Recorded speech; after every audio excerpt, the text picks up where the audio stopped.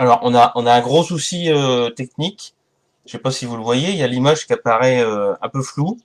On a beau régler, ça, il y aura pas mieux que ça. Euh, alors, ce qu'on va faire, c'est qu'on a un petit cadeau pour vous, c'est que tout le fichier sera disponible en intégralité sur le site internet du lycée. Pas aujourd'hui, hein. C'est le week-end. Non, je rigole. Ça sera disponible à partir de semaine prochaine. Voilà. Donc bah bienvenue à tous, merci d'être en direct. C'est toujours flou, ouais. Je sais pas si ça passera moins flou. Voilà. Alors ce qu'on vous a proposé à ceux qui connaissent le lycée ou ceux qui le connaissent pas, c'est voilà une visite virtuelle sur une base cartographique. Voilà. Donc quand vous aurez le fichier chez vous, vous pourrez l'avoir en très haute définition. Hein, ça je vous le promets. Les photos également. Voilà. Alors là, ce qui importe, c'est de vous imaginer comment vous seriez aujourd'hui sur le terrain. Alors on a de la chance d'avoir un peu d'éclaircie. Voilà. Alors, ah oui, je me suis pas présenté. Alors moi c'est Monsieur Renard, voilà, je suis professeur d'aménagement paysager au lycée depuis ça fera 3 ans, voilà, et je suis référent enseigner à produire autrement. Donc c'est en fait tout ce qui est projet pédagogique avec les élèves et tous mes collègues sur l'agroécologie. Voilà. Alors là, on a été freiné avec la pandémie, le Covid. Malgré ça, on est toujours actif. J'ai énormément de collègues qui sont toujours actifs sur l'établissement. Nous, à distance, voilà, on fait tout pour pallier à ça, au sujet des inscriptions. Voilà. Alors, ce qu'on vous propose là, bah, c'est de découvrir le site. Voilà. Donc, alors là, vous allez peut-être avoir du mal à lire. Hein. Là, vous avez, c'est les crédits cartographiques en fait sur les images et les photos. Donc, la première page, hein, c'est une photo de l'EPL. Les autres diapositives, je vous l'indiquerai, hein, vous l'aurez en détail. Tout ce qui a été utilisé, hein, donc c'est un logiciel de carto. Pour ceux qui connaissent le dessin vectoriel sur Inkscape, hein, la présentation. Alors, je sais qu'il y en a qui sont un peu contre Microsoft, mais c'est avec Microsoft Office que ça a été fait. Voilà, il y a un fichier PDF qui est sorti de façon dynamique. Voilà, donc vous aurez accès. On avait prévu que vous ayez accès aujourd'hui. Vous l'aurez véritablement début de semaine prochaine. Voilà. Alors, un petit conseil là, donc sur le préambule, hein, la balade, donc c'est un parcours cartographique, d'accord. Cette balade là, en fait, elle a commencé il y a peut-être 2 ans, on va dire. Enfin, l'état final, hein, c'est cette année qu'on l'a finalisé, d'accord. C'est sur la base du programme Enseigner à produire autrement, d'accord. On reçoit du public, on reçoit des professionnels, ça peut être des associations, le CPIE, des classes.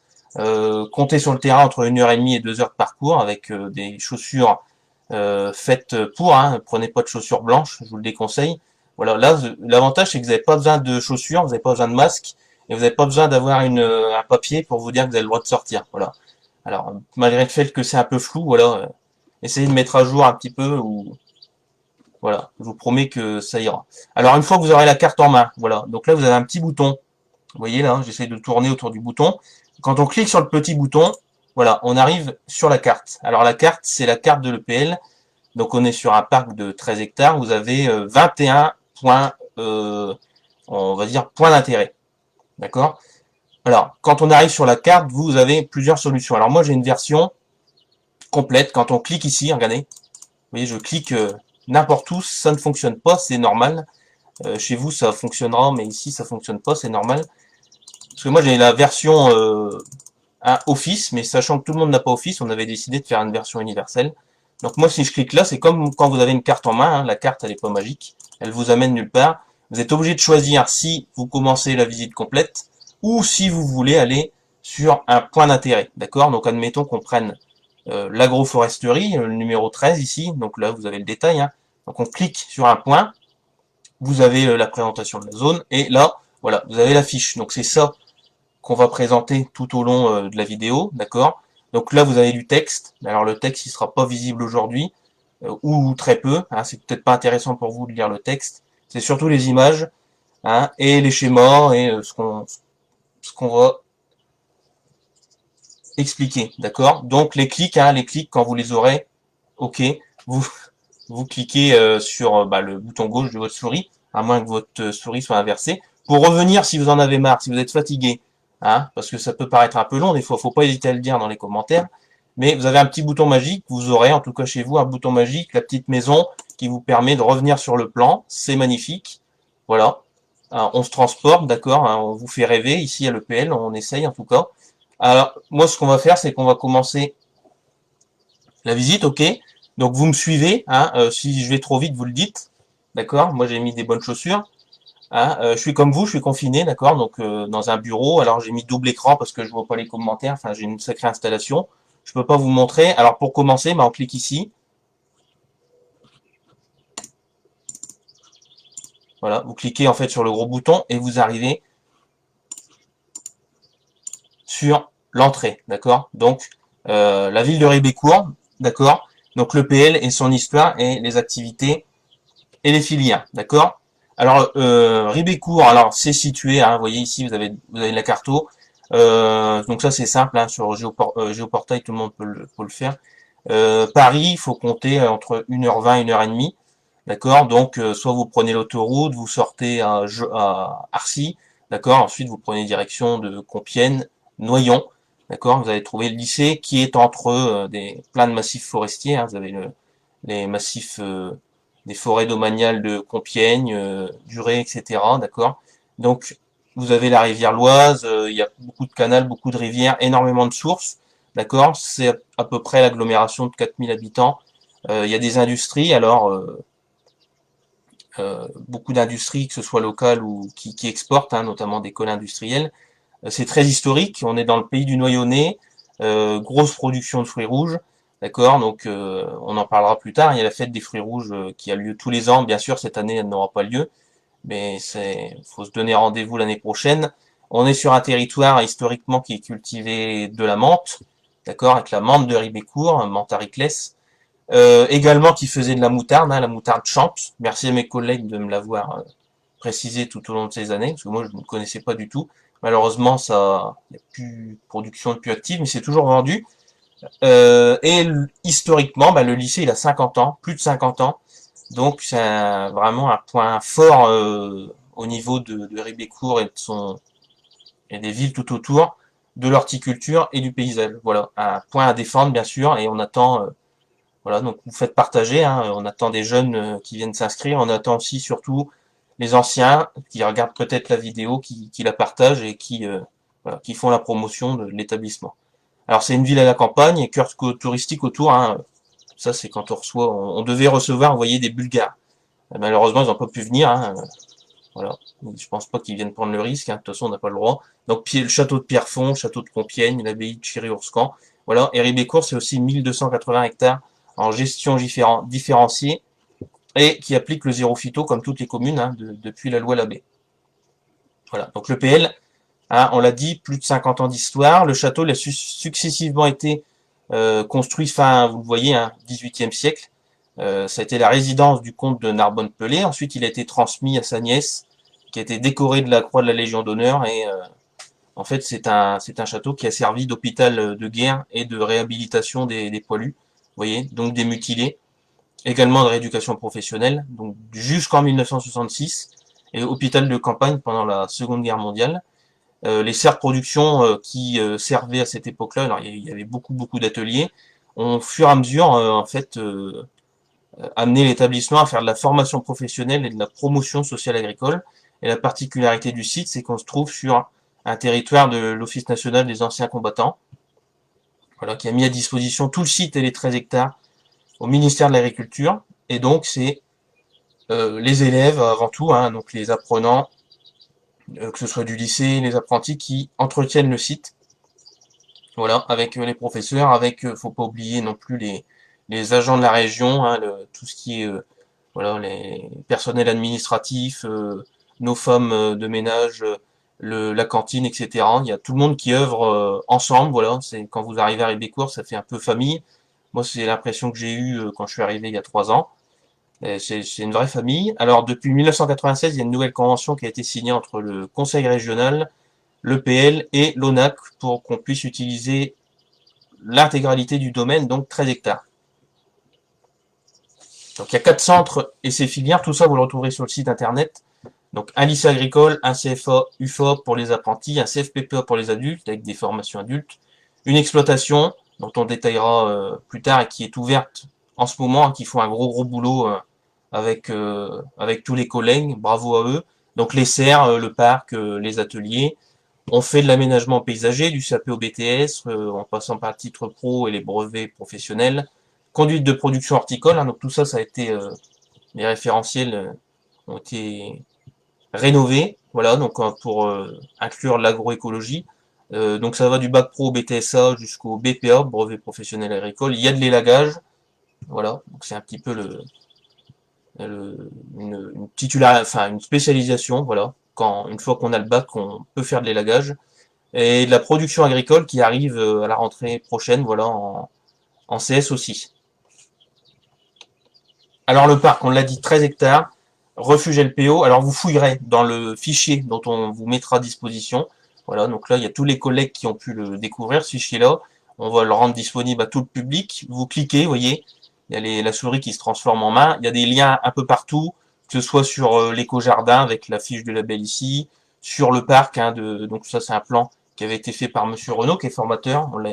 Il avait fait des promotions de BTS, et ce plan-là, actuellement, et bah, on essaye de l'améliorer, voilà, avec de la carto actuelle et de revaloriser encore plus les zones. Refuge LPO, donc ça c'est Madame Dutilleul qui s'en occupe, voilà, parce que le parc, il y a énormément d'espèces d'oiseaux qui ont refuge dans le parc, et pas que des oiseaux, hein, il y a des mammifères euh, et des habitants des environnements forestiers. Le parc, il est zéro phyto depuis 2010, écolabellisé depuis 2013, donc ça c'est un label, donc pour l'instant on est à 97% du label, la vocation c'est 100%.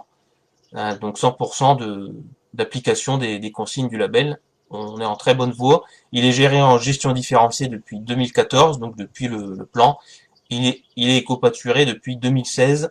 Donc vous allez voir, on a une équipe aussi de moutons et de chèvres avec une nouvelle venue il n'y a pas longtemps qui, je pense, va vous faire craquer. Voilà.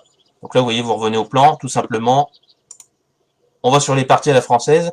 Alors les parties à la française, voilà, donc c'est les parties les plus, on va dire les plus entretenues du parc. D'accord. Là, il y a un robot de tonte qui est arrivé cette semaine. J'ai pu voir ça sur Facebook. Donc les ifs, hein, donc sont emblématiques du château. Vous avez des lignes droites, donc c'est très carré cette partie-là du parc. Ça n'empêche pas d'avoir des choses qui sont faites ici, qui ont été faites par des CAP en mosaïculture, d'accord, en 3D. Ça a été d'accord forgé et puis soudé par des élèves de CAP, voilà, en hommage à la Première Guerre mondiale. Voilà, et donc vous avez un passage en pergola avec des glycines hein, sur le côté. Voilà, c'est le lieu de rencontre, d'événement. Normalement, il devait y avoir la fête du jardin aujourd'hui et demain. Voilà, donc c'est pour ça qu'on avait décidé de faire cette visite. Il y a la chasse aux œufs qui est organisée par la ville. Il y a beaucoup de projets land art, d'élèves et d'artistes. Voilà, donc c'est un lieu de rencontre. Et c'est que le début du voyage parce que là vous êtes au cœur du parc, hein, vous avez le château devant vous.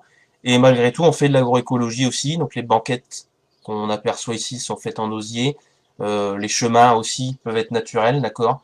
Les chemins, il y a des mélanges de végétaux et pierres qui sont faits justement pour respecter l'agroécologie. Voilà, donc voilà les parties à la française. Donc en termes d'aménagement paysager, hein, c'est les plus stricts possible.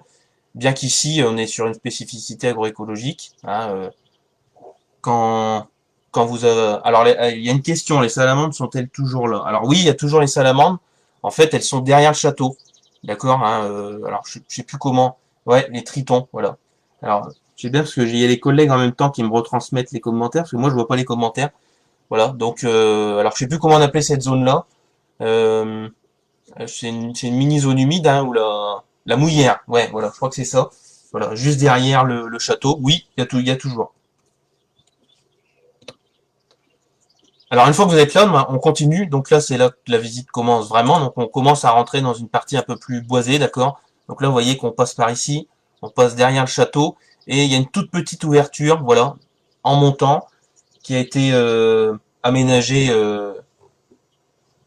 il y a très peu de temps, donc l'année dernière. C'est même pas l'année dernière, c'est il y a 2 ans, quand quand on a fait la création de la zone agroécologique et de la zone humide des mares pédagogiques. Donc il y a tous les élus et représentants régionaux qui sont venus inaugurer la zone, d'accord. Donc ça a été un chemin qui a été créé pour les journées portes ouvertes, voilà. Et de ce chemin-là, vous voyez ici une zone qu'on va parler un petit peu après, c'est la zone de compostage amélioré. Voilà, donc c'est un partenariat ici. Voilà, donc quand on monte ici, ça monte. Hein, le parc, il est sur une grosse pente, d'accord. Hein, dénivelé positif de 30 mètres en partant du château. Donc ça monte. Donc là, vous allez vous échauffer les cuisses. Hein, si je vais trop vite, vous le dites. Alors compostage amélioré, c'est récent. Vous voyez, on a mis une photo en cours de réalisation, d'accord. Ça, c'est un projet qui a été fait avec des élèves. La particularité, c'est que c'est des bacs pro, d'accord, qui ont managé des CAP. Voilà, donc on était sur le terrain avec eux au cours d'une semaine entière de préparation des journées portes ouvertes, euh, d'accord, 2018, ok, voilà, et voilà, donc qu'est-ce qui est fait ici? Alors la cantine dépose tout simplement les déchets de la cantine, d'accord, donc les déchets qui sont bien entendu biodégradables, d'accord, donc pas de viande, pas de poisson, sinon ça attire bien sûr les rats. On a beaucoup de biodiversité, mais je pense il y a certaines biodiversités qu'on veut pas avoir à côté du réfectoire. Voilà, donc c'est une zone qui aujourd'hui reprend son état naturel, hein, d'accord. Donc ça a été tout simplement stabilisé, et puis ça permet de réutiliser ensuite le compost dans tout le parc. Donc que ce soit les banquettes, que ce soit pour les serres, à savoir qu'un compost, pour qu'il soit labellisé bio, il faut obligatoirement qu'il ait 3 ans de lessivage, on va dire, dans les bacs, pour qu'il puisse être sain. Voilà. Euh, voilà ce que j'avais à dire sur cette zone-là. Donc là, on va continuer de monter, d'accord. Donc c'est un partenariat qui est fait avec la CC2V, Communauté de communes des Deux Vallées, d'accord. Donc c'est Madame Dutilleul également qui avait élaboré, on va dire, ce partenariat, et donc ils nous ont prêté les 6 bacs à compost. Et vous voyez ici, donc j'ai mis du local qui reste local parce qu'on n'exporte plus vraiment les déchets de la cantine.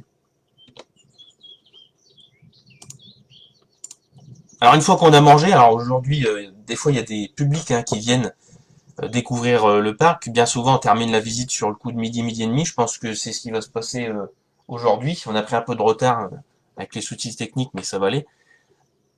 Quand on a bien mangé, pour digérer, il y a un petit parcours sportif ou tout simplement pour entretenir nos apprenants, d'accord. Donc ces aménagements-là, ils ont pris place dans les semaines santé et sport, d'accord, des programmes de CAP. Tout a été conçu par les apprenants. Alors là, il y en a un seul qui est visible, des agrès, parce que alors on a un parc, on a une forêt bien sûr, on a eu aussi des tempêtes de vent, comme il y en a de plus en plus actuellement, qui a tout simplement cassé d'autres aménagements qui étaient un peu plus loin dans la forêt, près du mini-golf, vous allez voir plus tard, et donc pas visible. Voilà, donc vous voyez qu'on a aussi à gérer des chutes d'arbres, et on arrive aussi à transformer, rassurez-vous, les billes d'arbres tombées. Hein, il y a des boîtes à livres qui sont en attente, avec notamment une bille d'arbre de voilà, plus 600 kilos qui est toujours en cours de réalisation, mais sans élèves, c'est compliqué. Voilà, donc dans cette zone, si vous levez les yeux au ciel, alors là, vous pouvez essayer, vous verrez soit votre plafond ou le ciel, hein, au choix. Mais quand vous êtes sur le parc, vous voyez beaucoup de nichoirs à oiseaux qui ont été installés par les grimpeurs et lagueurs. D'accord. Donc ça, c'est parce qu'on est refuge LPO, donc il y a plus de 200 espèces qui ont été recensées à ce jour avec le CPIE et le label. Voilà, donc qui nichent. Voilà, donc sachant, vous pouvez les faire chez vous, il y a des ateliers qui sont faits au cours des journées portes ouvertes et des fêtes du jardin, un nichoir à oiseaux, donc c'est bien spécifique à une seule espèce, parce que l'ouverture le trou pour qu'il puisse rentrer dans le nichoir est spécifique à chaque espèce. Donc si vous mettez un trou plus gros, vous allez faire rentrer forcément un, un monsieur ou une madame qui n'a rien à faire dans la maison de l'habitant. Alors, zone numéro 5, on arrive sur la zone des mares pédagogiques. Ça, c'est une zone récente, d'accord. On l'a déjà dit. Voilà, donc la photo. Ici, donc quand on arrive au point le plus haut ici, donc la photo qui est en haut à droite, d'accord. La photo en haut à droite ici, vous voyez qu'on a l'aperçu de la zone humide et des mares pédagogiques. Donc c'est 2 mares pédagogiques qui ont été creusées, imaginées, conçues par les BTS aménagement paysager. Alors je reviens juste une pause, hein, il y a, voilà, donc c'est la LPO Loise donc qui fait les inventaires sur la zone que je vous ai montré tout à l'heure sur les nichoirs. Voilà, Martine Lozé. Voilà, si vous voulez un peu plus d'infos. Merci les collègues. Donc cette zone-là, hein, 2 mares qui ont été imaginées par les BTS donc du site. Alors 2 mares spécifiques, la mare qu'on voit ici là, c'est la mare qui est la plus éloignée, d'accord, donc qui est celle-ci marche avec la source qui est contenue. La source contenue, c'est la source historique de Ribécourt. C'est une source qu'on n'arrive pas à géolocaliser, malgré le travail qu'on fait avec Jean-Philippe Blangis, agent de la région, qui s'occupe du parc depuis beaucoup d'années. On la retrouve pas. C'est un ancien captage qui est fait avec de tuiles et de la terre cuite, donc ça on le retrouve pas. Donc voilà. Donc elle est alimentée comme ça, c'est un débit très faible. Et celle qu'on a juste devant le ponton, elle est alimentée que par capillarité, ça veut dire que c'est des remontées d'eau de surface, en sachant que le parc de 13 hectares, il y a énormément de sources dedans, et autrefois, il était autonome en eau. Voilà, ça veut dire que, vous vous souvenez peut-être du temps des ateliers, ou du temps de la guerre, les gens puisaient l'eau du parc, d'accord, et, et donc voilà. Donc aujourd'hui, il y a eu des projets qui ont été faits, notamment avec l'agence Seine-Nord ou Seine-Normandie, voilà, qui eux refusent bien sûr de subventionner les projets d'irrigation d'eau. Il faut absolument que ça vienne naturellement, mais comme on a un profil topographique du site qui est tout en pente et en bosse, voilà, on a du mal à acheminer l'eau au point où on le voudrait, c'est-à-dire au CERN, donc on a besoin de pompes et on peut pas forcément réutiliser les sources naturelles, voilà. Elles couleraient pas toutes seules jusqu'au CERN. Alors on va se rapprocher un peu plus, on va aller sur le ponton, ici, la zone 6. Alors bien sûr, là, il y a un petit bug. Alors c'est pas grave, attendez, je vais changer de fichier. Alors excusez-moi, j'espère que vous voyez toujours, voilà, c'est pas grave, on est en direct. Voilà, on s'adapte. Je vous rassure, dans le fichier que vous avez, ça marche, ça y est, on y est. Voilà, alors gestion 6 de la zone humide, l'éco-pâturage. Alors, comment on gère l'éco-pâturage dans cette zone-là? Alors je suis désolé pour le bug qu'il y a eu, hein, c'est le fichier il a sauté, je sais pas pourquoi. Je suis repassé sur le fichier PDF, d'accord? Le vrai, celui que vous aurez. Comment on gère cette zone-là? Donc vous avez des moutons et des chèvres, d'accord? Donc 10 moutons d'Ouessant, c'est des petits moutons noirs, 3 moutons d'Île-de-France, et 4 chèvres seminaines, donc des chèvres des fossés, d'accord, qui œuvrent pour l'entretien de l'espace. Ici, vous avez un plan qui a été réalisé par le canal Seine-Nord Europe, d'accord. Donc là, la principale mare, le Russie qui coule jusqu'à l'exutoire qui donne dans la rivière souterraine de Ribécourt. Et ici, la mare qui remonte par capillarité. Et donc, c'est toute cette équipe-là, donc d'accord, qui gère cette zone, donc l'éco-pâturage, tout simplement. Donc les chèvres vont s'attaquer aux préligneux ou épineux, chose que ne font pas les moutons. Les moutons restent focalisés sur l'herbacée, d'accord, sur des choses un petit peu plus tendres. C'est pour ça qu'on a besoin de la complémentarité entre les deux espèces. Et les deux espèces sont complémentaires les unes entre elles. Et ce sont des espèces très rustiques, sachant que ici on n'a pas besoin de vétérinaire, donc c'est Jean-Philippe Blangis qui s'en occupe, d'accord, parce qu'il y a peu de maladies. C'est des espèces qui résistent bien à l'humidité du sol, et surtout, elles sont très légères, voilà, donc elles sont facilement manipulables, même par les élèves. Donc les élèves sont aussi formés à l'éco-pâturage, d'accord. Donc ils apprennent au fur et à mesure avec les cours, notamment avec le MAP en premier AP, module d'adaptation professionnelle, ok. Et ils apprennent à installer les clôtures, à manager le troupeau, et à quelles espèces surtout, pour quel espace, d'accord. Donc si vous voulez un peu plus d'informations sur cette zone ici, vous pourrez cliquer sur un article sur l'inauguration, d'accord.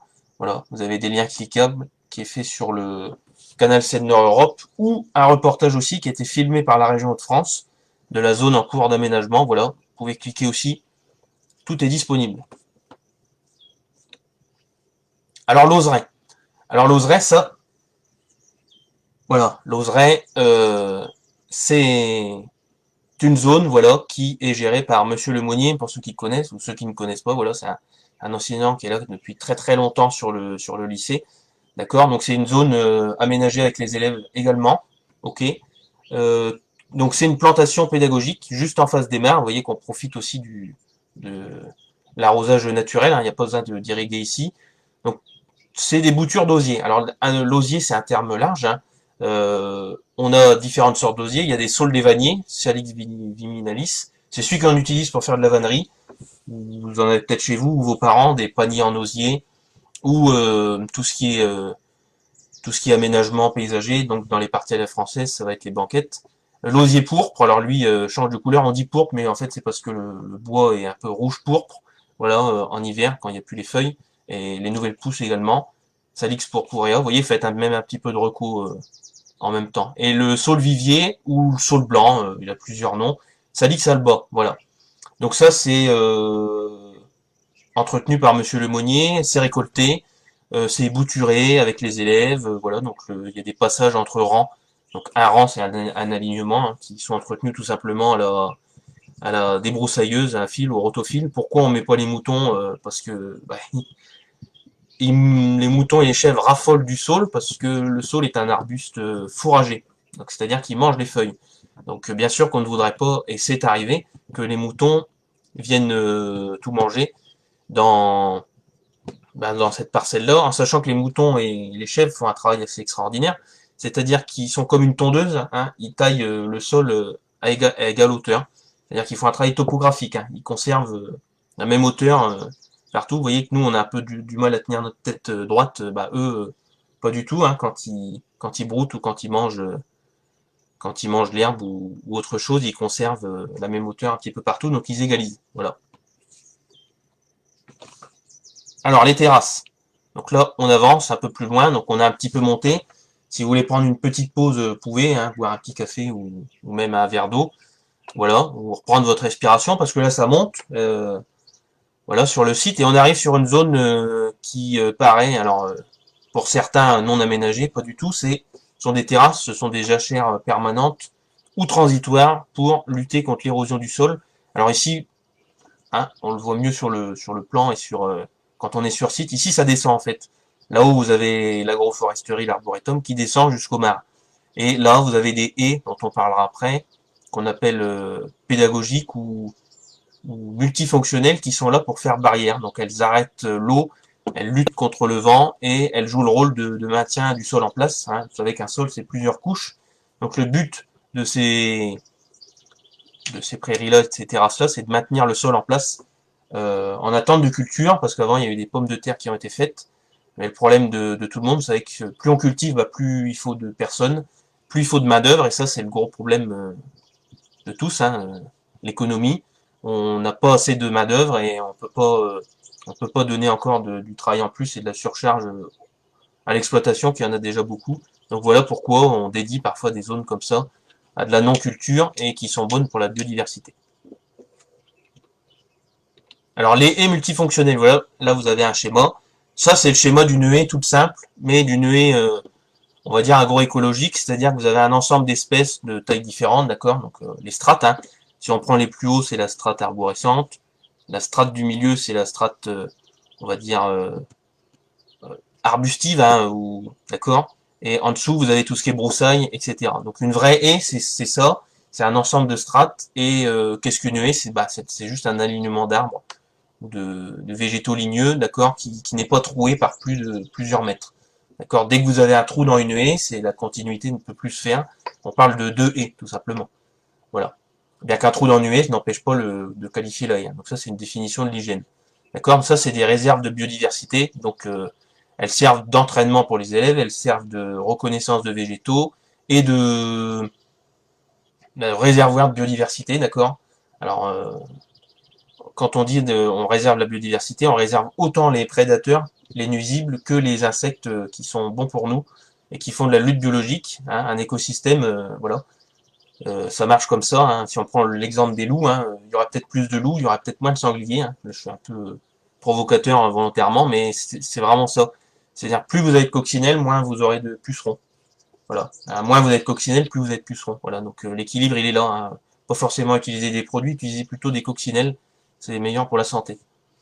Donc c'est un bien commun, les haies, parce que l'arbre tout simplement est un bien commun. Le PL, il est d'ailleurs engagé depuis cette année et depuis novembre. Hein, donc en fait, c'est juste, vous voyez que ça sert à ça les formations et les séminaires.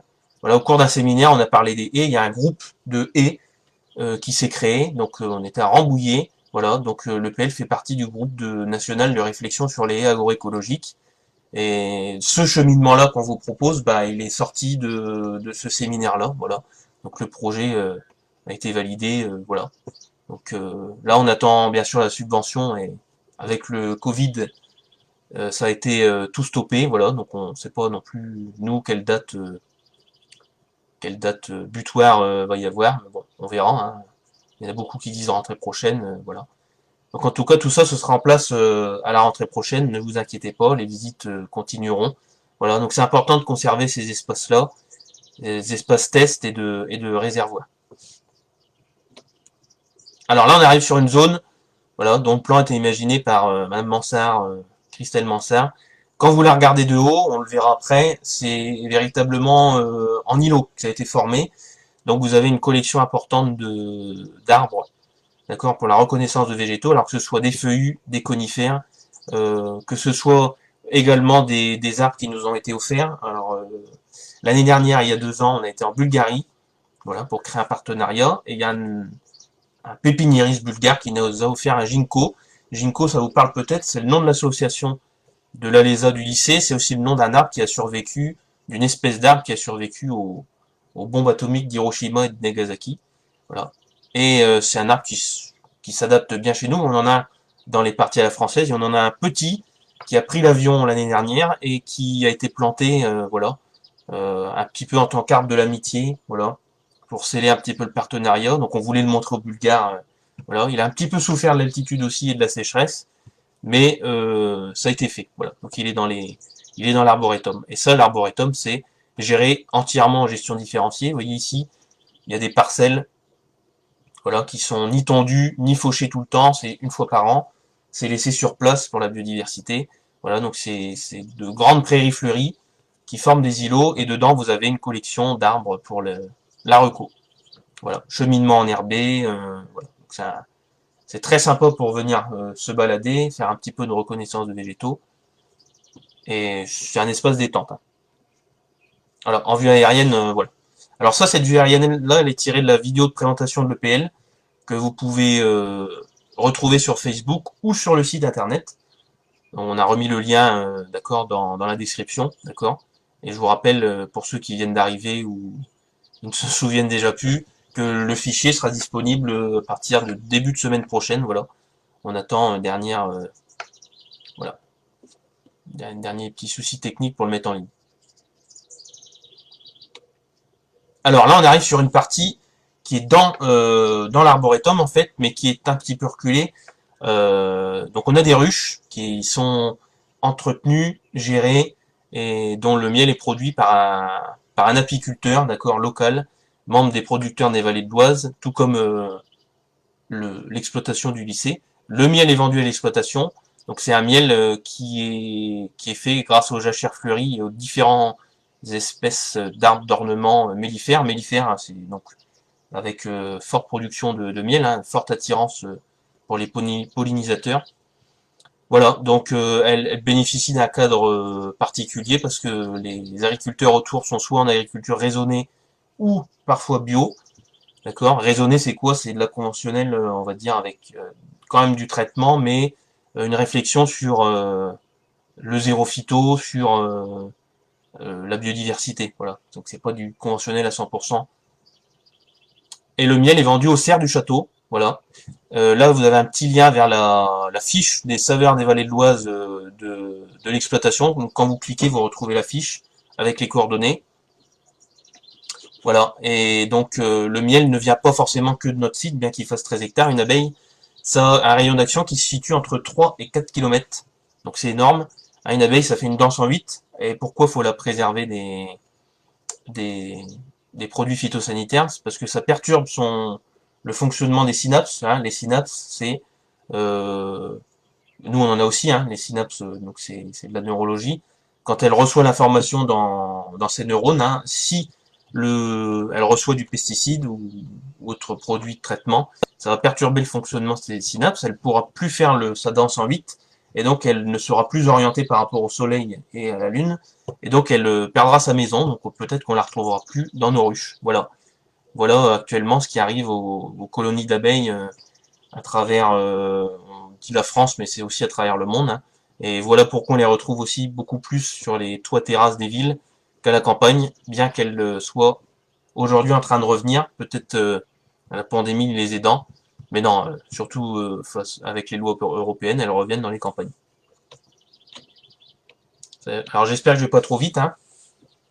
Voilà, j'espère que c'est toujours bien visible au niveau des photos, et vous inquiétez pas, le texte ce sera plus visible la prochaine fois. Et cette vidéo-là, bah, vous pourrez la regarder autant que vous voulez, hein, parce qu'elle sera disponible en replay sur la chaîne Facebook du lycée et toutes les chaînes de l'EPL, hein, les pages. Donc il y en a 3 pages, d'accord. Je vous redonnerai les liens en fin de visite. Alors les fruits rouges, pourquoi les fruits rouges? Parce qu'on est dans un territoire historique de production de fruits rouges. Les fruits rouges qui sont en forte partie liés à l'agroforesterie, dont on présentera après. Ici, vous avez une vue sur des apprenants, hein. Je vous rassure, la photo a été acceptée par eux. Ils sont de dos, il n'y a pas de problème, on a l'autorisation. C'était au cours d'une séance de travaux pratiques, vous voyez, on entretient le tout pour tour. Donc les fruits rouges, là, les premiers sont installés en bourrage. En bourrage, ça veut dire qu'ils sont installés entre deux fruitiers. Donc vous retrouvez les framboises, donc du cassis, des groseilles. Il y a aussi production de mûres, d'accord. Le problème de ces fruits rouges, c'est que, hein, vous savez, les fruits rouges, hein, faites du fruit rouge à Noyon, premier dimanche de juillet. Quand les fruits rouges viennent à maturité, il n'y a plus beaucoup de monde sur le site, hein. Les élèves sont partis en vacances, les professeurs, les personnels aussi. Les apprentis sont soit en entreprise et puis n'ont pas le temps de gérer cet espace-là. Donc l'exploitation se retrouve presque seule avec les équipes de permanence pour récolter les fruits rouges, hein, sachant que les fruits rouges, pour pas qu'ils s'abîment, il faut vite les récolter, les mettre en rayon, puis les vendre ou les transformer, donc ça va très très vite.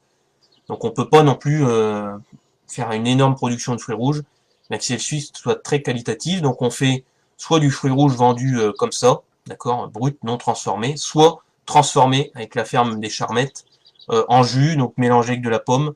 Je vous conseille le jus pomme groseille qui est délicieux. Voilà. Et, voilà ce que j'avais à dire, je pense, sur les fruits rouges.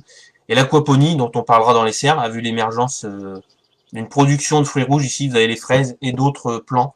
Il y a des framboisiers également, qui sont produits en aquaponie, c'est-à-dire qu'on les pieds dans l'eau. Voilà. Et l'idée, en fait, de l'exploitation et du directeur d'exploitation, Gaëtan Esclavon, c'est de devenir une référence nationale, parce qu'il n'y a pas de référence nationale, en aquaponie de fruits rouges, et de comparer les fruits rouges ici agroforestiers ou de plein champ, avec les fruits rouges classiques et ceux aquaponiques. Voilà, pour voir un petit peu à peu près est-ce que les plants voilà, se transforment, est-ce que la génétique se modifie. Voilà, donc ça, je vous donne rendez-vous dans les serres. Là, on va continuer, on va aller tout au bout, là. Tout au bout, près de la réserve d'eau. Vous voyez qu'on a récolté l'eau issue d'un puits plus bas, que les serres et l'exploitation ont relancé par ici, pour l'agroforesterie. Alors, qu'est-ce que l'agroforesterie? Vous voyez, on vous l'avait montré tout à l'heure. C'est une production donc qui concilie donc ici un alignement d'arbres. Donc ça, c'est des fruitiers. C'est un verger conservatoire. Donc il y a plusieurs variétés de pommes anciennes. Ici, en bas, vous avez une bande enherbée qui sert de bande tampon. Hein. Donc bande tampon, hein, si on revient en terrasse, c'est lutte contre l'érosion, d'accord, maintien du sol en place, protection de la ressource en eau. Au milieu, là, vous avez alors, possiblement du maraîchage, parce que c'est pareil, quand on manque de personnel, bien qu'on ait un saisonnier qui vient chaque été, c'est pas suffisant. Et vous voyez qu'ici, la parcelle, elle est quand même en pente, hein. Là, si on part du bas vers le haut, ça monte encore. Bah, imaginez quand il faut redescendre aux serres, il faut repasser par le bois, l'accès est très compliqué. Voilà. Mais c'est une parcelle voilà, qui est située sur un des points les plus hauts du site. Et donc, vous avez 3 niveaux de culture. Donc, la production de fruits ici conservatoire, la production possible de maraîchage biologique et la production de fruits rouges sur les lignes plus au nord. d'accord? Production de fruits rouges, enfin plus au nord-est sur cette photo-là, de fruits rouges en bourrage. Voilà.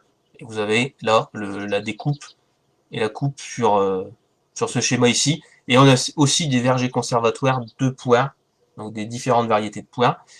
Et donc là, vous avez les hautes tiges. Hein. Hautes tiges, c'est-à-dire que vous avez la bille ici qui... D'accord? Donc là, ici, la moitié de, à peu près, demi-tige. Vous avez la moitié, ici, de la bille des poiriers, qui équivaut à peu près à celle des pommiers. Enfin, à peu près. Les pommiers sont quand même beaucoup plus grands. Et en interculture, ça donne ça, donc. Un pommier, des fruits rouges, et un pommier. Voilà. Et avec les interrangs cultivables. Voilà. Donc tout ça en agriculture biologique, sans traitement, juste avec un travail du sol.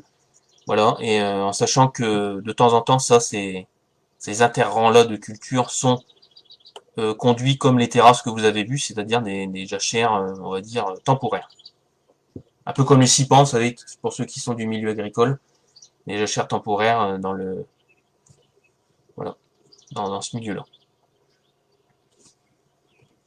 Alors là, on est en direct, hein, donc j'ai mon téléphone qui vient de couper, donc j'ai plus de visibilité du tout sur les commentaires, etc. Voilà, donc on va continuer la visite tous ensemble. Hein. Vous imaginez qu'on est sur le terrain et que j'ai plus du tout de réseau, c'est pas grave. Voilà. Alors la vue sur l'agroforesterie, elle est ici. Voilà, donc là vous avez une vue donc sur la parcelle agroforestière et là sur la maison des animaux. Attention, je pense que c'est une vue qui est susceptible de vous attendrir. Ici, voilà, donc les animaux. Voilà, alors là on a neige. Neige c'est des... D'accord, donc c'est un bébé qui est arrivé, bah, comme vous pouvez le penser, une journée où il a neigé. On l'aurait pas appelé comme ça sinon. Voilà. Donc elle a agrandi l'équipe d'entretien du parc. Vous voyez, donc là vous avez l'ensemble des animaux du parc, leur maison qui a été construite par Jean-Philippe Blangis, hein, agent technique de la région, qui est formé en éco-pâturage, qui s'occupe également du label. Voilà, donc c'est notre soigneur, c'est notre gardien, c'est un petit peu le berger de tous ces êtres vivants rustiques et extrêmement attachants. Voilà, donc la naissance, elle a fait craquer tout le monde, la neige qui a bien grandi depuis, personnellement que j'ai vu en photo. Voilà, donc c'est une belle parenthèse agroécologique et nos apprenants, hein, comme je vous l'ai dit sur la zone humide, savent les gérer, notamment les premiers AP avec leur map des jardins en mouvement, voilà, qui auront à la fin d'année, même Covid faisant, leur attestation, comme quoi ils ont participé à une petite formation en éco-pâturage, voilà. Alors formation, ouais, c'est plus qualifiante que, voilà, c'est pour eux, pour leur CV, pour leur futur professionnel. Alors là, si on redescend un petit peu dans le bois, voilà, donc là on repasse ici, vous voyez qu'ici il y a l'arboretum, donc on peut reprendre un chemin ici ou un chemin qui est dépendant de la maison des animaux. C'est une gestion naturelle des espaces qui est faite, d'accord? Donc il est situé au centre du parc, il le traverse du sud-ouest au nord-est, donc c'est le lieu de toute saison de cheminement naturel, de promenade, voilà, au beau jour, hein, vous pouvez profiter de l'ombre, il y a du land art qui est fait régulièrement par plusieurs classes, voilà, il y a des élagueurs qui interviennent pour assurer la sécurité, supprimer les arbres malades ou dangereux pour le passage, hein. Là quand on a eu la tempête, il y a eu interdiction d'accéder au bois. Voilà, donc il y a des chablis, hein, donc des arbres déracinés qui sont parfois laissés en place si ça ne gêne personne pour la biodiversité, les insectes xylophages et qui mangent, hein, le bois mort, d'accord. Et il y a des souches mortes qui sont laissées également, il y a des ronciers, voilà, donc il y a beaucoup de micro-habitats, il y a beaucoup d'espèces animales, d'accord. Bien que ce bois, voilà, il pourrait encore être plus beau et plus qualitatif, parce que les strates auraient pu être encore plus développées, voilà. Et il y a peut-être deux trois espèces aussi invasives, hein, je pense à l'élante, Ailanthus altissima, donc c'est un arbre qui colonise à peu près, et qui remonte en altitude dans le bois, voilà, qu'il faut supprimer. Mais sinon, dans l'ensemble, il est bien géré de façon naturelle. Voilà. Alors là, vous avez une vision ici, donc c'est un panorama qui avait été fait pareil en séance de travaux pratiques. Là, quand vous êtes là, en sortant de la maison des animaux, vous pouvez soit aller vers le bois, par là, soit retourner vers l'arboretum, par ici, soit descendre, ce qu'on va prendre vers la trouée verte. Alors, la trouée verte, Alors elle est verte, je vous rassure, même en toute saison, euh, en automne, en hiver, vous pouvez profiter d'un tapis assez agréable de feuilles mortes à vos pieds. Au printemps, et vous avez les narcisses et les jonquilles qui fleurissent sur les côtés. Voilà, c'est une trouée paysagère. Alors du bas vers le haut, hein, ça vous amène à continuer votre balade. D'accord, donc ça, pareil, donc c'est le bois qui a été ouvert tout simplement, qui a été défriché, qui est, enfin pas entièrement défriché, hein, parce qu'il y avait un passage naturel qui avait été fait, il a été accentué, d'accord, parce qu'on préserve quand même le site. Et donc voilà, donc les abords sont gérés au besoin par les élèves en travaux pratiques. Alors c'est plus quand on rentre à la rentrée en septembre, octobre jusqu'à novembre, et on reprend ensuite au printemps pour donner un coup de neuf à cette zone-là. Voilà, donc vous avez plusieurs strates sur les côtés, et voilà. Donc ça descend pas mal là aussi, hein. Là on est sur une pente descendante, on arrête de monter, on va redescendre maintenant jusqu'à la paysagère. Voilà, et il y a une particularité historique, quand vous arrivez à peu près jusqu'au bout, sur votre gauche, vous voyez, il y a un mini-golf qui date des années 70. On est beaucoup à vouloir voir un feu d'artifice, c'est-à-dire un peu de dynamite pour rigoler là-dedans, mais c'est une construction vraiment des années 70, c'est pourré de béton, c'est très très, on va dire bucolique, ça fait un peu comme vous voyez, les faux aménagements qu'on a dans les jardins anglo-chinois. C'est un mini-golf qui est plus vraiment praticable, mais où la nature a repris ses droits. Donc c'est vraiment un endroit où vous pouvez toujours vous poser, mais voilà, qui a plus sa vocation première de mini-golf. Voilà. Il y a des projets hein, de jardins subalpins qui sont notamment par les formateurs. Alors là, quand on descend, donc on va pas vous la montrer parce qu'elle est en travaux actuellement, donc on descend, on continue de descendre, d'accord. Donc là, on repasse un petit peu dans le bois. Sur une zone ici, à côté du jardin monastique, c'est la zone de compostage, d'accord. Donc c'est une vraie station verte en réaménagement. Vous doutez bien que 13 hectares de parc, c'est une énorme quantité de végétaux qui sont compostés chaque année. D'accord. Donc le but c'est de faire une zone pédagogique avec une gestion du tri encore plus efficace que ça ne l'est actuellement et pour aussi répondre au label.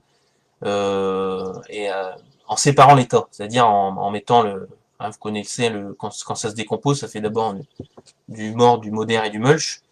C'est le langage un peu barbare, hein, quand les végétaux se décomposent, en fait c'est suivant hein, les tailles de débris qu'on retrouve.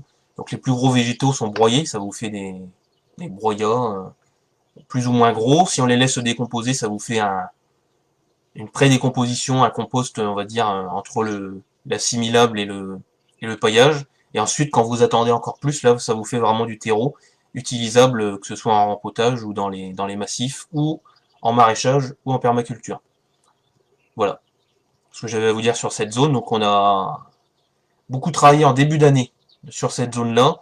Ça a été un peu freiné parce que c'est une grosse zone aménagée. Il y a une gestion des jus, hein, parce qu'un tas de compost, quand ça fermente, ça fait des jus, qui est dur à concevoir et à penser. Et donc voilà, donc notre dossier il est prêt, hein, mais la demande de subvention demande encore quelques précisions et surtout d'un accord définitif sur le devenir de la zone, qui est aujourd'hui utilisable, mais qu'on voudrait, on va dire, encore plus pratique, pour toujours s'améliorer. Alors, le jardin monastique. Là, attention, vous avez des liens. Alors, quand on parle jardin monastique, donc ça a été réaménagé l'année dernière également. Beaucoup de choses qui ont été faites l'année dernière, surtout pour les journées portes ouvertes. Donc, c'est un jardin réaménagé par les CR et les productions horticoles, voilà, et les adultes, d'accord. Donc, je pense notamment au BPA, TPH, des brevets professionnels agricoles en production horticole, qui ont repensé, donc avec le chef d'exploitation, un jardin, vous voyez, très graphique, avec une énorme quantité de plantes potagères monastiques, alors qu'elles soient aromatiques, médicinales, condimentaires, tinctoriales. Tinctoriales, c'est pour de la teinture de vêtements qui était utilisée autrefois. Et une belle collection de menthes, hein, parce que c'est à Pimpré qu'était fait l'alcool de menthe et les bonbons Ricless, pour ceux qui ont connu ou qui en ont déjà entendu parler. Et c'est de là que vient la variété de menthe, mentha Ricless. Voilà. Donc zone toujours ici en aménagement, hein, en continuelle revalorisation, et les espèces qui sont aujourd'hui en train de reprendre vigueur. Et je vous ai fait un petit lien ici, vous avez un lien cliquable quand vous aurez le fichier vers la ferme agroécologique de Patrick Mancheron. Donc c'est un enseignant qui est chez nous, et c'est aussi le gérant, donc avec sa femme, de la ferme agroécologique L'Arbre à Poules, qui est située à Villers-Saint-Paul. C'est très important de soutenir les producteurs locaux qui sont à côté de chez nous. Nous, c'est pareil, hein. En étant confinés, on apprécie beaucoup, hein, qu'il y a des maraîchers biologiques sur sur notre territoire et qui puissent nous fournir en légumes, voilà, et en légumes bio, bien sûr, en légumes naturels. On parle, même la différence avec le bio, c'est qu'on met plus de label dessus, c'est vraiment du naturel, comme on a chez nos grands-parents. Donc là, vous pouvez cliquer, voilà, ça leur fera plaisir également, et ça leur permettra bon, de la pub, je pense pas qu'ils en aient besoin, on en a toujours besoin, mais ils sont bien connus dans leur territoire, ils ont une page Facebook aussi, voilà, ils ont été récompensés en tant que micro-ferme agroécologique d'avenir par le ministère, c'est pas rien. Voilà, donc voilà, vous pouvez cliquer, commander chez eux, tout comme chez nous. Voilà, donc il y a un lien qui est fait. Voilà. Et Patrick qui était l'ancien référent EPA, voilà, chose que je fais actuellement depuis 2 ans, qui a beaucoup œuvré et qui avait l'idée en 2016 de faire un cheminement pédagogique. Bah voilà, voilà quelque chose faite. Voilà. C'est aussi important de respecter un peu ce qui a été fait historiquement sur, sur le PL. Alors les serres, alors les serres sont en pleine activité, c'est le plein boom. Beaucoup de production, d'accord. Donc de la production horticole au maraîchage biologique en passant par l'aquaponie. L'aquaponie, si on résume, hein, donc à droite ici, c'est une méthode de culture où le circuit d'eau est fermé, où les plants ils ont les pieds dans l'eau et les plants se nourrissent des déjections des poissons. Et il y a un filtrage naturel qui est effectué, donc avec des filtres ici naturels, et qui est effectué également par les plantes, hein, parce qu'une plante filtre l'eau. Voilà, donc l'eau elle est en circuit d'eau continuel, fermé, donc vous avez d'accord, ici trois types, hein, donc là c'est par capillarité, hein, l'eau qui remonte, d'accord, et qui redescend. Ici vous avez une table à marée, ici vous avez en billes d'argile, donc vous avez 3 modes de production, donc il y a des salades qui sont faites, des aromatiques, des fruits rouges, ça marche très très bien, c'est géré par Gaëtan Esclavon et ses équipes. Voilà, donc j'espère qu'on va se retrouver prochainement quand on pourra réaccueillir du public pour des visites. Voilà, parce que il a beaucoup à vous dire également, et que vous puissiez voir l'ensemble bah, voilà, de la production des serres. Donc il y a des annuels, des bisannuels, des vivaces qui sont faites. Alors les vivaces sont à l'extérieur. Voilà, pour les collectivités, pour les clients. Il y a beaucoup de voilà, très qualitatifs, des plantes parfois un petit peu exotiques, et des plantes vertes qui marchent beaucoup. Là, je crois qu'il y a eu des orchidées, etc., qui sont arrivées. Voilà, donc les serres qui ont vraiment été redynamisées là, enfin, depuis maintenant que Gaëtan Esclavon est chef d'exploitation. Voilà, c'est un boulot vraiment à souligner et à encourager. Alors voilà, moi je vous demande un petit peu d'imaginer là, parce que normalement on déguste un jus de fruits. Voilà, donc imaginez, voilà, donc vous avez soit de la pomme ou de la pomme groseille. Voilà, vous pouvez l'acheter, le jus de fruits. Vous pouvez aussi passer commande à l'exploitation. Voilà, l'équipe elle est motivée, dynamique, courageuse. Voilà, donc on travaille de consort avec eux quand on est tous réunis. Et là, hein, voilà, c'est un peu chamboulé tout ça, mais il y a une continuité de service qui est assurée par les équipes. Et le pôle horticole et le pôle aménagement, hein, on œuvre tous ensemble, hein, donc avec les élèves, au cours de réunions, que ce soit le lundi matin, pour planifier les travaux pratiques. Donc voilà.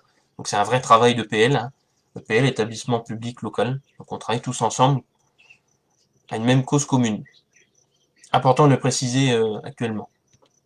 Alors la paysagère, donc là on revient vers le château. Voilà, on arrive presque à la fin de la visite. Voilà, donc là, si on était sur le terrain, je pense qu'on aurait déjà mis une bonne heure et demie.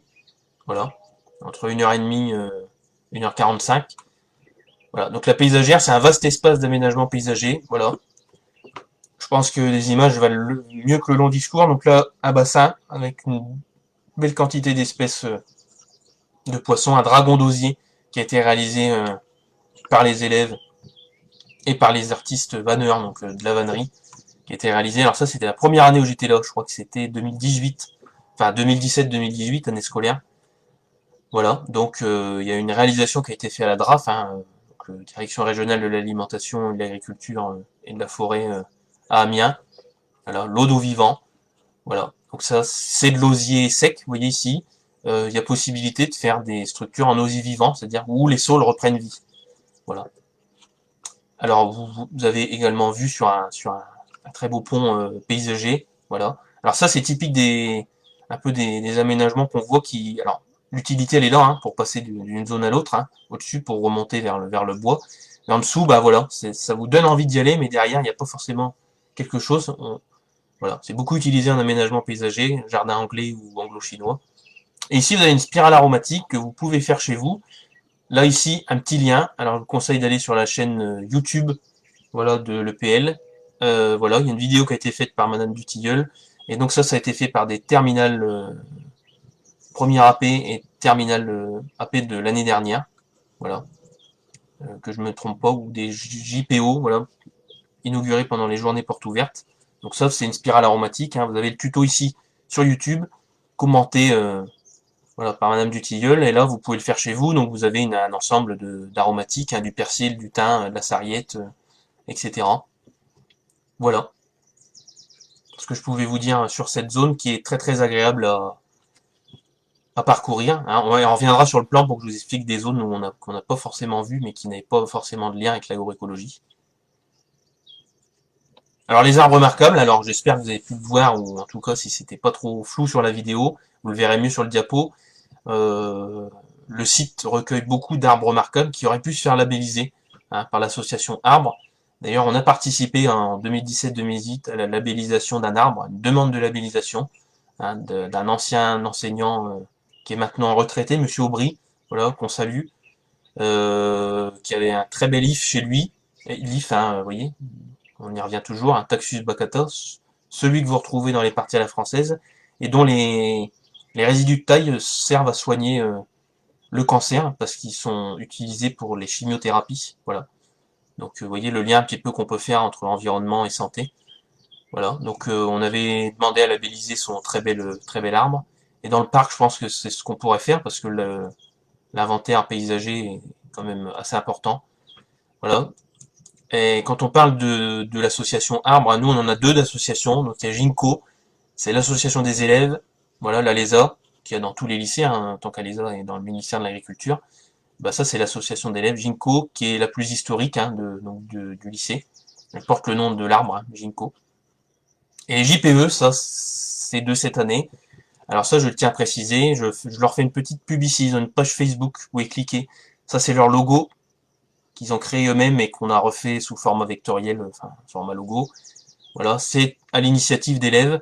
C'est des élèves qui sont venus nous voir et qui, en me demandant en début d'année, est-ce que vous serez prêts, vous, les professeurs et le PL, à nous suivre dans notre projet? Et voilà. Donc on a créé l'association, elle est officielle, elle est déclarée en préfecture. Bah, vous doutez bien que même pour eux, c'est pas évident, hein. Ils peuvent pas faire les sorties qu'ils avaient prévues, voilà. D'habitude, ils participent à la vente de crêpes pour les JPO ou fêtes du jardin.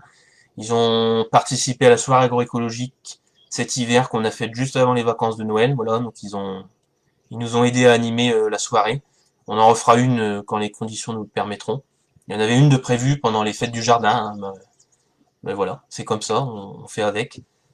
Donc voilà, donc elle est supportée par la région, par le plan EPA, hein, parce que la vocation première de enseigner à produire autrement, c'est de laisser la parole aux jeunes. Voilà. Donc voilà sur ce dont je voulais conclure. Le parc, il est vraiment au cœur d'un territoire historique, local, très attaché au social, parce que c'est un établissement qui répond à une demande sociale, donc c'est très, et je rajouterai un autre très important de le préserver. Voilà, si vous pouvez faire passer le message et partager. On y est tous attachés. Moi, vous savez que je suis un ancien élève, hein. Moi, j'ai fait mon BTS ici, donc je suis revenu quasi 4 ans après, voilà, en tant que prof, donc c'est assez marrant. Voilà, j'y suis revenu parce que j'y étais attaché, parce on y apprend des choses pas forcément scolaires, on y apprend des choses, des valeurs humaines, et voilà, des choses qui manquent un petit peu à certains, même en ces temps-là. Voilà, donc partager, faut continuer à faire vivre l'horticulture et le paysage. Et ben voilà, le PL il se mobilise, on fait beaucoup d'innovations. Vous voyez qu'on fait des présentations en live, qu'on fait des choses dynamiques, on fait du plan, on fait de la cartographie, en horticulture ils font enfin, il y a beaucoup de choses, hein. Ils font que ce soit des choses pour des manifestations, des mariages, des bouquets, d'accord, de l'art floral, on fait du dessin vectoriel, on fait de l'aquaponie, pouvez travailler avec des animaux. Je pense que il y a peu d'établissements qui peuvent se permettre de vanter leur parc comme ça. On le vante pas, on le présente tel qu'il est. Voilà. Moi, en tout cas, c'est ce dont j'ai essayé durant la vidéo, de vous présenter tel que vous pouvez le ressentir sur le site. Voilà. Alors, il y a eu des questions. Hein. Alors, je vois pas vos commentaires là. Je pense qu'il y en a peut-être, il y a peut-être des questions, mais je ne vois pas du tout. Voilà, j'essaierai d'y répondre après la vidéo, ou plus tard, ou quand vous aurez le fichier. Il y a eu des questions sur le fait de pourquoi pas proposer une visite carrément en live sur le terrain. Ben, je peux vous assurer que, alors, on a fait des essais pendant des travaux pratiques, c'est illisible, parce que vous avez sans arrêt la caméra qui bouge de tous les sens, vous avez le temps d'attente entre les différentes zones, donc il faudrait beaucoup plus de 2 heures, et vous n'avez pas la visibilité que vous avez avec des photos. C'est-à-dire que cette chose-là, je pense qu'il faut la vivre, et voilà. On pourrait faire un reportage, bien sûr, avec des journalistes, hein. Aujourd'hui, c'est réduit parce qu'on n'a pas forcément le droit, mais voilà. Si on veut le faire, il faut une vraie équipe de journalistes, il faut des caméras stabilisées, voilà. On a beau être moderne et à l'innovation, je pense que ça pourra se faire un petit peu plus tard. En tout cas, retrouvez la vidéo drone sur la chaîne Facebook du lycée des CR et du CFPPA, sur la chaîne YouTube, voilà, le drone ça a été fait par des collègues, super bien fait. Voilà ce que je pouvais vous dire sur le parc. Pour toute information, vous voyez ici, donc le site internet de l'EPLFPA que vous retrouvez dans la descriptive de la vidéo, le lycée joignable au téléphone, il y a une permanence téléphonique hein, de 9h à 17h du lundi au vendredi, et le samedi de 9h à midi. Vous avez aussi les mails, la page Facebook, le CFA, UFA, CFPPA, numéro de téléphone, également la permanence assurée également, leur page Facebook, leur mail, les serres du château, également vous pouvez passer commande, la visite virtuelle de l'établissement par drone, vous avez le lien cliquable ici, et la chaîne YouTube. Voilà ce que je pouvais vous dire. Alors, on espère que ça vous a plu. Là, si vous cliquez ici, qu'est-ce qu'on fait? On revient en plan, voilà. Donc, juste pour vous repréciser quelques zones, donc là, on a parlé à peu près tout. Hein. Donc là, ici, le château, voilà. Ici, c'est les bâtiments de la restauration. Ici, c'est le CDI qui a été refait entièrement. Vous voyez en vidéo drone. Hein. Donc là, voilà. Donc ça, c'est là où habite monsieur le directeur, donc madame la CPE, donc c'est les locaux administratifs, là, le château. D'accord, il y a aussi le logement du directeur du CFA, CFPPA. Là, vous avez le H, vous voyez, en vue aérienne, on voit mieux. Le H, c'est le lieu des cours, de la vie scolaire, donc principalement du lycée. Et le CFPPA utilise aussi les salles, vous voyez qu'on travaille tous ensemble.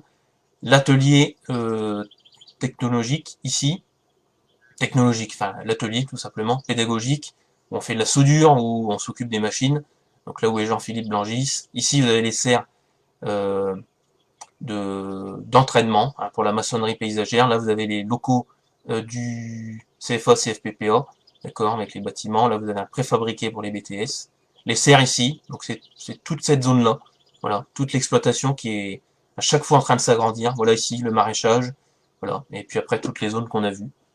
Voilà, donc la carto comme ça, prochainement, alors j'ai aucune date à vous communiquer, prochainement, dans les mois, peut-être l'année prochaine ou on ne sait pas, voilà, voilà, il y a un projet de cartographie, là, de vraie cartographie en ligne, qui est toujours en cours. Le problème c'est qu'il nous manque des autorisations. Hein. Moi personnellement, je peux absolument pas vous publier la carto telle qu'elle est et que vous puissiez naviguer dessus avec toutes les infos. Tout est modélisé, mais voilà, il nous faut les autorisations des autorités, hein, que ce soit la région, que ce soit les fournisseurs de données, parce qu'on n'a pas le droit de publier des photos comme ça, surtout là c'est bon parce que c'est propriété de l'établissement ici, là j'ai l'autorisation, mais si on se met à déborder, d'accord, parce qu'une carto, hein, c'est comme sur Google Maps, hein, vous voyez les maisons, vous voyez tout, donc il vous faut forcément des autorisations. Donc prochainement, voilà, pas de date à vous communiquer, mais voilà, suivez l'actualité de l'EPL, voilà. Bon, eh ben, je vous remercie d'avoir suivi la vidéo, et puis si vous avez des questions, n'hésitez pas en commentaire, envoyez un message, appelez, voilà. Je vous aurais bien accompagné au réfectoire, mais la cantine est fermée, donc voilà. Je peux vous proposer, c'est de manger chez vous, enfin, que je fasse pas manger chez vous, hein, que vous puissiez manger, voilà, chez vous, chacun chez soi, voilà. Hein, il y a Jean-Louis Aubert qui fait beaucoup de live en ce moment, qui dit sans sortir, voilà, petit jeu de mots, voilà. Allez, sur ce, je vous souhaite une bonne journée, très bon week-end.